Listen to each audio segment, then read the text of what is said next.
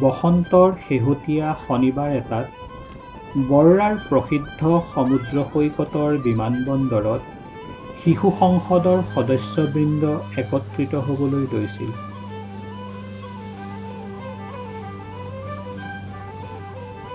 পৰিৱেশৰ ওপৰত তেওঁলোকৰ অতিশয় অভিৰুচি থকাৰ পৰিপ্ৰেক্ষিতত সমুদ্ৰতটখন চাফ-চিকুণ কৰাৰ বাবে তেওঁলোকৰ বন্ধু তথা আত্মীয়সকলক আমন্ত্ৰণ কৰিলে। এনচিপি আৰু তেওঁলোকৰ সহায়কৰ্তাসকল অনতিপলমে সমগ্ৰ তটখনত বিয়পি পৰিল আৰু পাৰ্যমানে নিকা কৰিবলৈ প্ৰযত্ন কৰিলে। এই কাৰ্যসূচী বিভিন্ন দিশত ফলপ্ৰসূ আছিল। পোনপ্ৰথমে তটখন স্বচ্ছ, নিকা, নিৰাপদ তথা আকৰ্ষণীয় হৈ পৰে। দ্বিতীয়তে, সংশ্লিষ্ট স্থানীয় পৰিষদে চাফা কৰা প্ৰতিটো আৱৰ্জনাৰ টোপোলাৰ বাবে তেওঁলোকক উপযুক্ত পাৰিশ্ৰমিক প্ৰদান কৰে।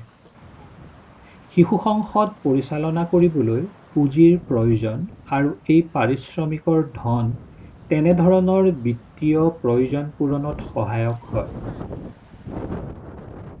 তৃতীয়তে, প্ৰতিগৰাকী সদস্যক জন্মুই ন্যাসৰ পৰা উদগনি বঁটা প্ৰাপ্তিৰ ক্ষেত্ৰত এনেধৰণৰ কৰ্মই লাভান্বিত কৰে। দুপৰীয়া সময়ত মধ্যাহ্ন বালিভাতৰ সময় হ'ল।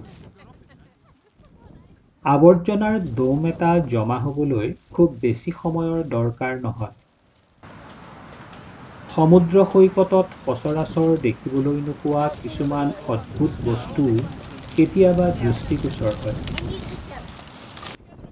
তেতিয়া গোটেই দলটোৱে ছবি উঠি তাৰ মাধ্যমেৰে দিনটোৰ কৰ্মৰাজি সাঁচি ৰাখিলে।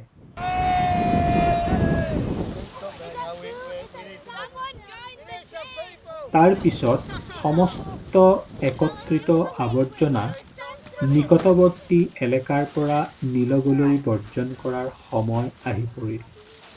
এনচিপি আৰু সহায়কৰ্তাসকলে এডাল মানৱ শৃংখলাৰ জৰিয়তে দ্ৰুতবেগত নিয়াৰিকৈ এই কামফেৰা সমাপন কৰে।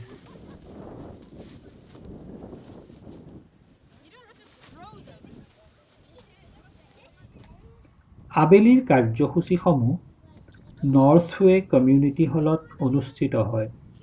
গুৰুত্বপূৰ্ণ বিষয়সমূহ খৰচি মাৰি জানিবলৈ শিশু সাংসদসকলে কেতবোৰ ৰচনাত্মক তথা কলাত্মক কাৰ্যকলাপ আৰু গতিবিধিৰ অনুশীলন কৰে।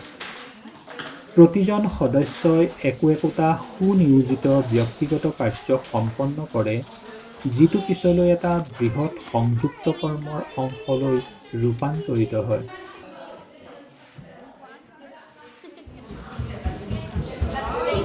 It's squashed lid. প্ৰতিগৰাকী সাংসদে কিছু সময় পূৰ্বে সমুদ্ৰ সৈকতত পোৱা কিছুমান ক্ষুদ্ৰাতিক্ষুদ্ৰ বস্তুৰে এজনী চৰাইৰ প্ৰতিকৃতি নিৰ্মাণ কৰে, যিটোৱে নেকি তেওঁলোকৰ বাবে এটা বিশেষ অৰ্থ বহন কৰে।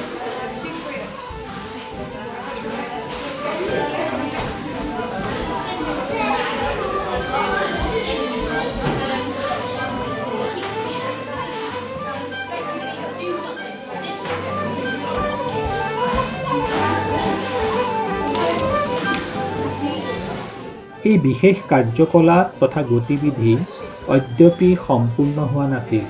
আধৰুৱা কামখিনি তেওঁলোকে বৰ্ষান্তত ভেনেজুৱেলাত অনুষ্ঠিতব্য বৈঠকত শেষ কৰাৰ সিদ্ধান্ত লৈছিল। অৱশেষত সকলোৰে গৃহাভিমুখী হোৱাৰ সময় সন্নিকট হৈ আহিল। এটা সুদীৰ্ঘ দিন আছিল যদিও শিশু তথা তেওঁলোকৰ পৰিয়ালবৰ্গই সুন্দৰকৈ অতিবাহিত কৰা আপুৰুগীয়া সময়কণ ৰোমন্থন কৰিবলৈ অৱকাশ পাইছিল। তদুপৰি এনেধৰণৰ মহৎ কাম ভৱিষ্যতে নিয়াৰিকৈ চলাই নিবলৈ অতি শীঘ্ৰেই মিলিত হ'বলৈ মনস্থ কৰিছিল।